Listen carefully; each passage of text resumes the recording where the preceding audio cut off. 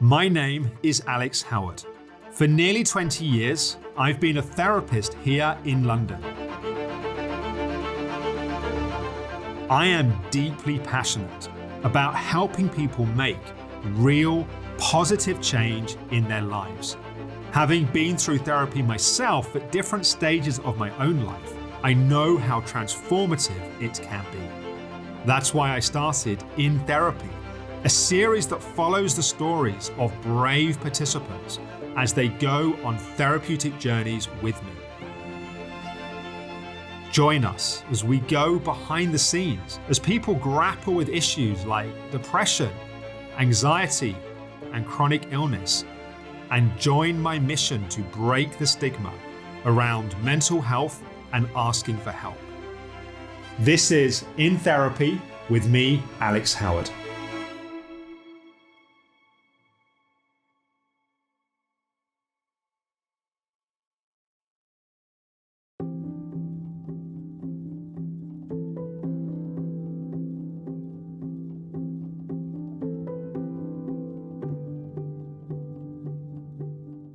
So my name's Katie and I'm 50 years of age, and I decided to embark upon this therapeutic journey because I'd reached a point in my life where I have overcome a lot of my demons. I've stripped away various layers of the so-called onion. I've revealed the sort of core problem, which is my anxieties and my struggles, my reactions to things in life, my emotions, and I want to explore the root cause of some of that. At the end of 2019, I felt this year was going to be huge, was going to be transformative in my life, and that's not with any knowledge whatsoever of what was going to happen in terms of the pandemic. So it all started in January when my dog died, my companion who was my best buddy. And then I had already decided at that point that I wanted to end my marriage. So I had put the wheels in motion on that. I knew obviously that I was going to be turning 50, and I knew that that was going to be a pivotal time in my life. And then 2 weeks after that, we went into lockdown. And then during lockdown, my son got into his boarding school. My older daughter was obviously going to go off to university, and that was still the plan, but then my second daughter decided not to take a gap year, that she would go this year as well. And then my other son got selected for an educational programme that was going to take him away from school, so it ended up with, in September, that my husband left and all 4 kids left as well. I think I've never really found my purpose. And I think the nearest I've ever come to finding a purpose is being a mum. And I've loved that. I've loved being a mum. I think because I've tried so hard for so many years to try and just, find whatever it is I'm looking for, and I don't even half the time even know what I'm looking for, I'm tired, I'm exhausted, and I think my hope and my belief that this will do any good is weak. I've got some hope. I couldn't do this if I didn't have any hope, but I don't necessarily believe that it will work. And if it does, it'll just be temporary and I'll be back in the same situation again. Misunderstood and not really fitting into this world.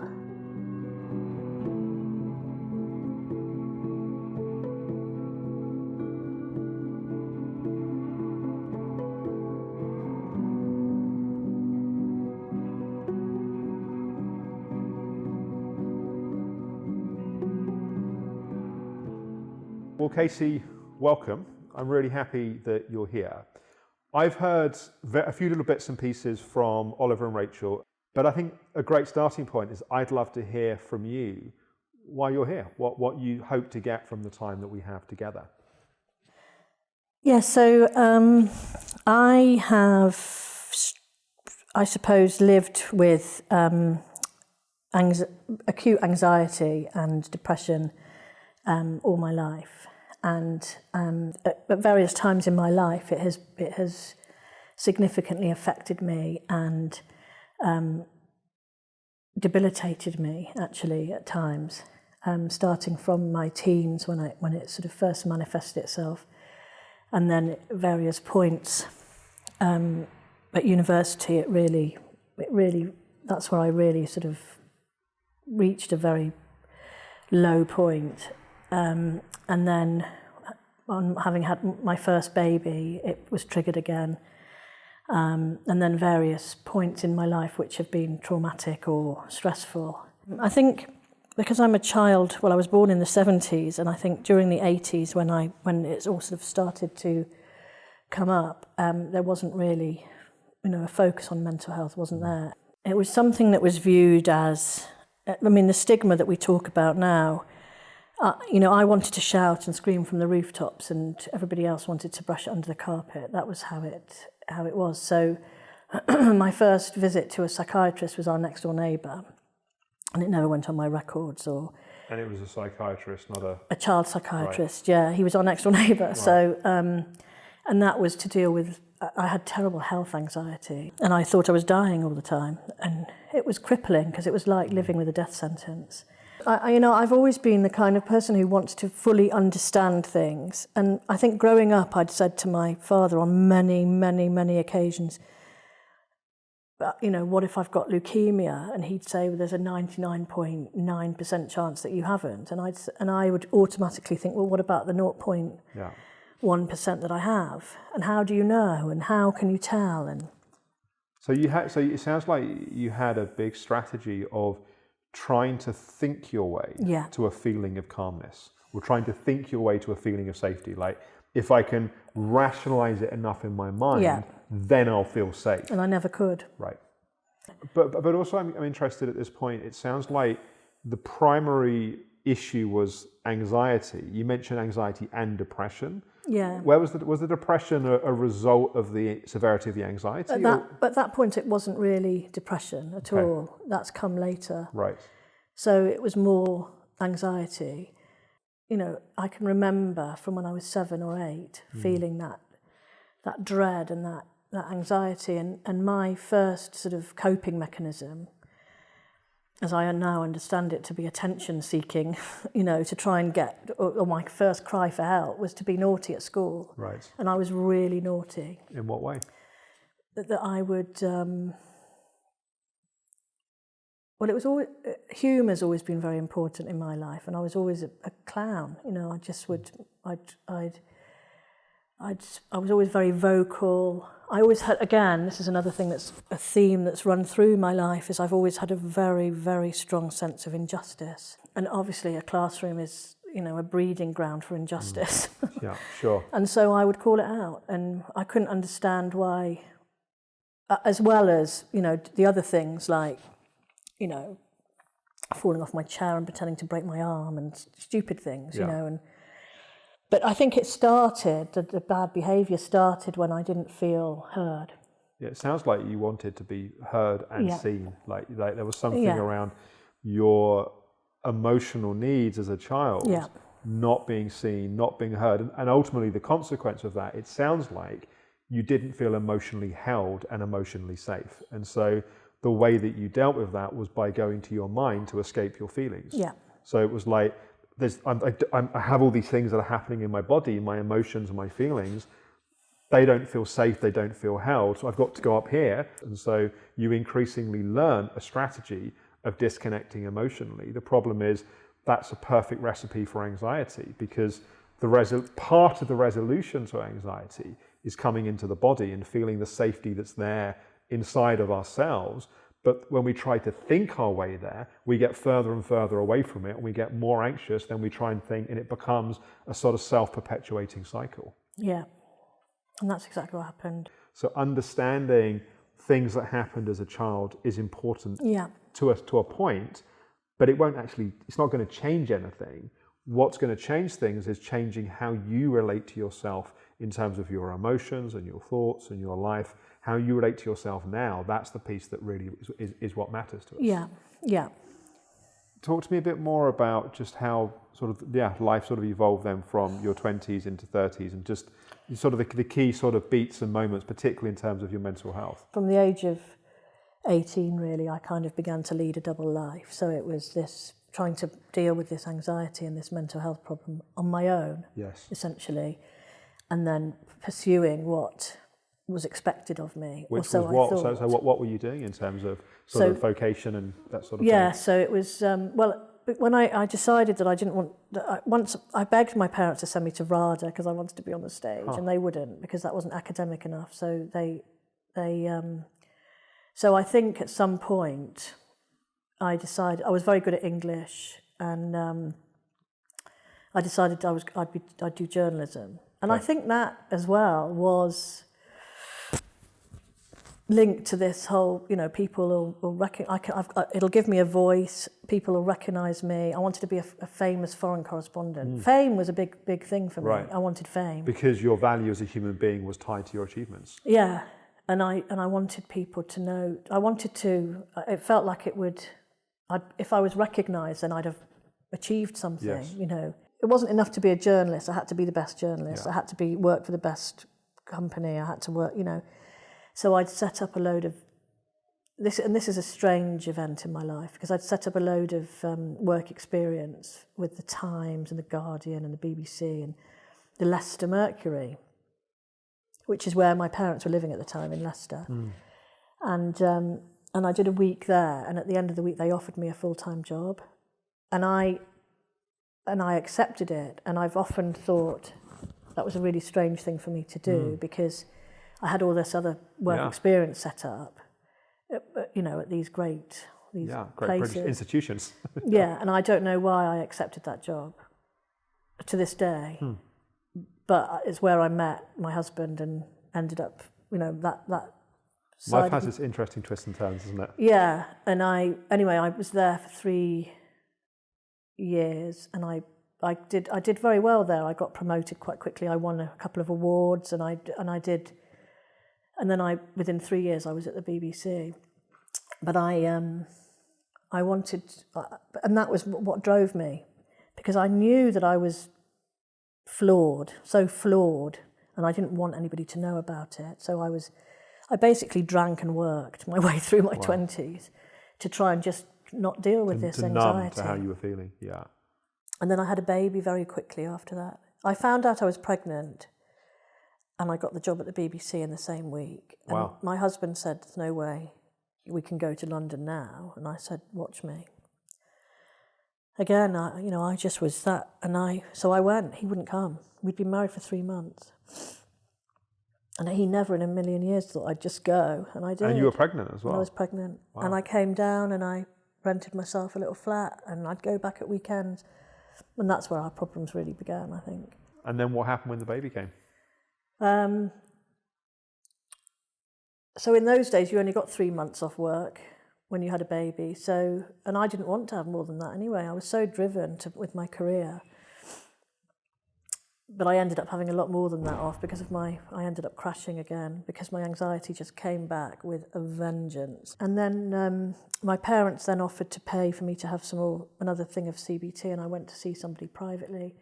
And that's where I really picked up some tools where we went through, the sort of breaking the cycle and getting out of that and go, what if the worst happens, and facing that, and if it does, how would you deal with it? And I remember then, and I had, notes which I referred back to, but the anxiety wasn't about me at that point, it was about my daughter. Okay. That was interesting because it completely shifted.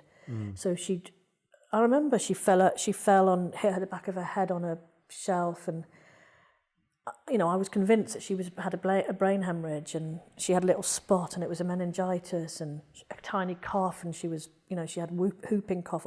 And so just to sort of complete the sort of narrative sort of to now, so the anxiety became more fixated towards your daughter, but was still sort of impacting, but not as, but you have more tools, let's say. Just sort of catch me up to sort of... So then I had 4 babies in very quick succession. So I had 4 in 5 years. Wow. And I know. That's something. That really is something. I've paid the price, I can tell you. And but one of the reasons I did that, which is quite difficult to say as well, is because I felt so amazing when I was pregnant. In what way? I just felt this sort of a peace and a serenity and a happiness that I'd never experienced before. I had wonderful pregnancies. I think, and that's why I've always wondered in my life whether it's hormonal, you know, this whole thing that goes on with me, because the pregnancies was just amazing. And I loved having little babies around me, and I loved being needed and being, sense of purpose. Yeah, real sense of purpose, and that's what I've lost. So it sounds to me like the depression has been a consequence of the hopelessness of not knowing what else to do to deal with the anxiety. So as opposed to being its own unique issue in of itself, it sounds like it's more been a consequence of what's gone on with the anxiety. I'm very depressed now, you know, I'm very, very depressed at the moment. And it's because I just loathe myself. I look back and think, what a life, you know, what a life, what a disaster, what a failure, I've lost everything, you know, that's what I feel like at the moment. People's view of me is very different from my view of me, and people's idea of me from how I present to the world is very different to how I feel inside. Although I've had moments of happiness in my life, like when my kids were born, and on the day I got married, for example, you know, that were those moments, those glimpses of happiness. I fundamentally haven't had peace of mind or happiness as an ongoing, consistent state of mind ever. And I've always, you know, my whole life has been underpinned, I suppose, by this anxiety and this fear and this sadness. I suppose I always wanted to give to my kids what I never had for myself. I always wanted them to feel that they were unconditionally loved, that they were safe and secure, and that I would protect them come what may. And I think they did feel that. I think they do feel that. But sometimes I've gone over the top in that, you know, I've fought battles that maybe weren't battles to be fought, and a lot of that was probably on behalf of the sort of hurt little girl that's inside of me that never sort of had that support as a child. I think having stripped away all the layers of those onions, I realised that I'm just frightened.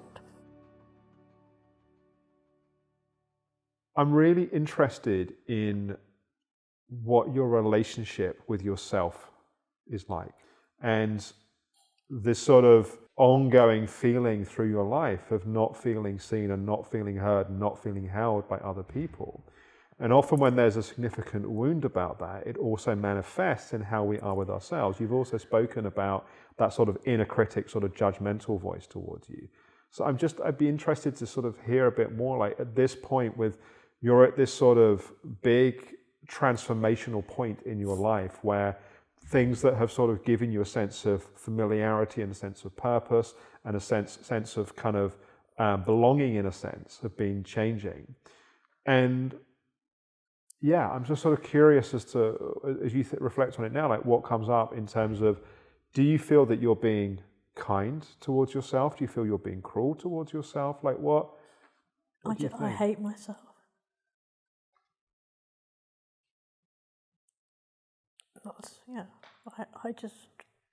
I hate who I am. How does that manifest in your life? Like what's the, like if I was to be living in your mind and your heart and your body, how would I experience that?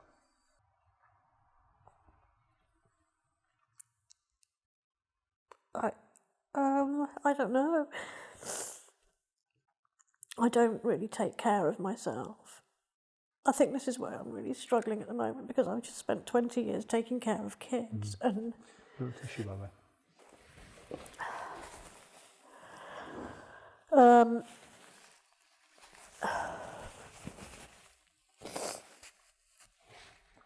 I don't think I really know who I am. That's a really interesting point though, because you hate yourself, but you don't know who you are. So how do you know who to hate? I hate the fact that my life has just been dogged. I've sat for the last few weeks, because I've been very on my own for the last few weeks, and I've sat just thinking,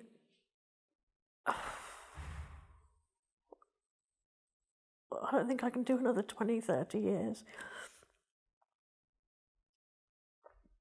I've worked so hard to try and deal with this like incessant noise. The impression that I get is that you've really mastered, and I'm sure no one's perfect as a mother, but you've really invested your heart and your energy in being there for your kids and being loving and being attentive. And doesn't mean you've always got it right, No. but your intention has been to get Totally. to get it right. 150%. So doing a great job as a parent doesn't mean your children don't struggle. The question is, do your children know that they're loved? And They definitely know that. right, that's all one can do. Ultimately, I think, as a parent, one can do their best in other ways, but that's the, as you say, that's the key to the kingdom. Like that's the heart of it.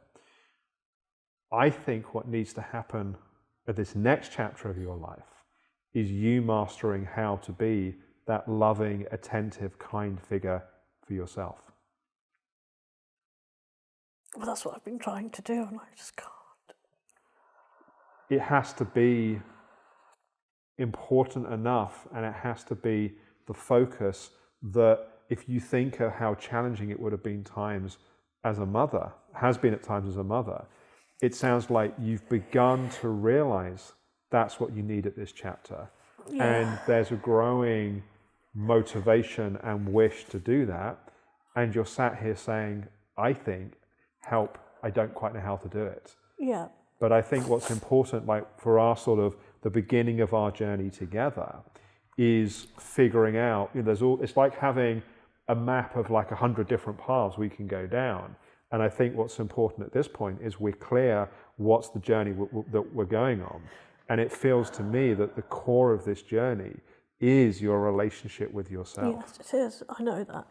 It is. And I think the homework that I'd like you to do between now and next time, and I think you're probably already doing this informally, but I think to have a bit more structure around it would be helpful, would be to do, I don't know if you've ever done journaling in the past, or but to take some time each evening to reflect on that day and how you were in relationship to yourself that day. So an example might be that it's tonight, and you're sat at home, and it doesn't have to be in the evening. You could do it in the morning of the following day, but do it as a sort of daily practice. Yeah. That you're sat at home tonight and you're reflecting back, and you sort of think on your journey home, and then that inner critic voice started saying to you all the things you shouldn't have said to me, or all the things that you did wrong, or all the so that would be an example of your relationship to yourself. Another example might be that you wake up tomorrow morning, let's say, and you're feeling a bit sort of tender and delicate, and you say to yourself, just get over it and stop being pathetic for it. So I'm really interested in both the internal dialogue, like the way that your inner critic is speaking to you, but also how you're treating yourself. Like, are you making space for your feelings, or are you shutting them down? Are you allowing yourself to be vulnerable around others, or telling yourself that that's not it? Like, just the way that you're being with yourself, just to take some time each day to reflect a little bit on that. And that will then form a little bit of the foundation for where we kind of continue our journey together with this. Okay. How does that sound to you? Yeah. And what questions do you have? Do you want me to write that down, or do you want me to do write it. You can write it, you can handwrite it, or you can write it in a computer or phone or whatever. Yeah. And you can either send me all of it or send me bits of it.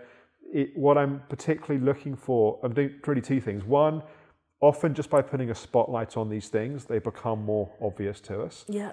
But also I'm looking for some of the themes and some of the kind of patterns, because often it goes from being I'm not being kind to myself to really seeing some of the examples of that. And that allows us to be a bit more practical and tangible then in terms of working with it. Yeah. And that is, I never think I'm good enough with anything I ever do. So that is something that is a constant dialogue. Yeah. I want to say as well, the relationship we have with ourselves can change. It's a product of how you were related to and how you've learned to relate to yourself. But the reason I know that can change is you've been very different with your kids than how your parents were with you, and also how you've been with yourself. So I know you have a kind heart. I know you have tenderness and sensitivity and love and generosity. Those things are there. We don't need to cultivate those qualities. We need to change how you're using those qualities and learn to use them towards yourself. But then that voice is just saying to me, but you've only done that. It's not the real you. Well, The real you is nasty, vindictive, horrible. We'll get into that. That voice has had quite a lot of power up until now. Yeah. But just because it's had power up until now doesn't mean it's going to have power going forwards. Any questions, any other questions you've got for me today?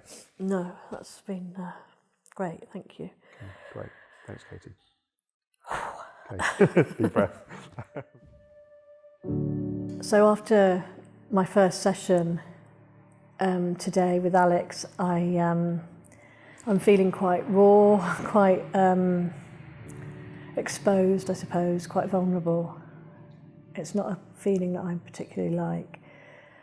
But I think alongside that, I'm also feeling quite hopeful that maybe I can nail some of these issues. And I'm also quite confident that he managed to sort of get to the nub of the issue quite quickly, which has given me confidence that I'm on the right track. When he sort of pinpointed the fact that I'd struggled with relationships all my life really, but the biggest relationship I've struggled with is with myself.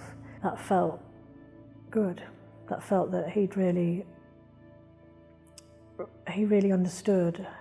The idea of having to sit down each day and reflect on how I'm treating myself is an interesting one. And I've done quite a bit of journaling in the past, but it's always been a bit erratic and not very structured, I think. I've just sort of, it's been at moments of crisis or deep emotion where I've just sort of poured out my emotions, but I think this will be a bit more cohesive and it's something that I'm going to be aware of during the day, and that little voice that's constantly niggling away, trying to bring me down. It's a battle, I view it quite often as a battle, that I'm just constantly fighting this battle to try and, it's almost like it's 2 steps backwards, 1 step forward all the time in my life. And that's what I want to try and really, really focus on. So I think it'll be a good exercise for me to do. I hope you found this week's episode of In Therapy helpful. This theme that we were exploring with Katie around our relationship with ourselves is so important. It's the relationship at the heart of all other relationships in our life. And it's often the relationship that we pay the least amount of time and attention to. If you want to do the homework along with Katie, please do head over to my Instagram account. We've created a post specifically today which summarizes the steps that you can go through to start journaling and to start really using recording your inner experience as a way of building more self-awareness. Self-awareness alone often isn't enough to change things. It sometimes can be, but it's a really important building block and first step. And if you haven't already, please do check out my brand new podcast, Talking Therapy. On Talking Therapy, I go deeper into some of the themes behind these episodes, but also answer questions that you may have around some of the things that I say in the episodes, but also some of the themes that come up and some of the challenges the participants are facing. If you'd like to ask a question for Talking Therapy, please post it below this video, and I and the team will go through your questions, and it may well make it into the podcast. Next week on In Therapy, we're going to be catching up with Sally. If you remember Sally from season 1, we're going to be finding out how she's doing and helping her progress the next steps along on her journey. Here's a taste of what's coming up next week. How have things been in the sort of family context of your stepdad? I haven't heard from him. Nothing. Just send me a message, for fuck's sake. It's not difficult. He doesn't even have to ring me, just send me a message. How does that feel? Yeah, it is quite hurtful, but he's obviously busy with this woman, not asked about me. Or put differently, he is asked about you, but his pain is so great that he doesn't know how else to deal with it.